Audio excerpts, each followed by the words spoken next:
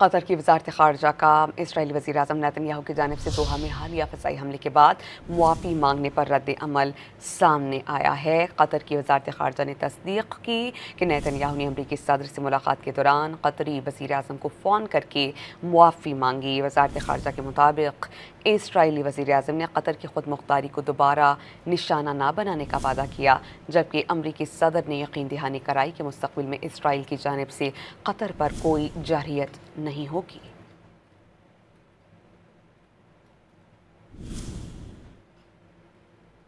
Qatar की वज़ारत ख़ारजा का Israeli वज़ीर-ए-आज़म नेतन्याहू की जानिब से दोहा में हालिया फ़िज़ाई हमले के बाद मुआफ़ी मांगने पर रद्द अमल सामने आया है। कतर की वज़ारत ख़ारजा ने तस्दीक की कि नेतन्याहू ने अमरीकी सदर से मुलाकात के दौरान कतरी वज़ीर-ए-आज़म को फ़ोन करके मुआफ़ी मांगी। वज़ारत ख़ारजा के मुताबिक इसराइली वज़ीर-ए-आज़म ने कतर की खुद मुख्तारी को दोबारा निशाना न बनाने का वादा किया, जबकि अमरीकी सदर ने यकीन दहानी कराई कि मुस्तक़बिल में इसराइल की जानिब से कतर पर कोई जारहियत नहीं होगी।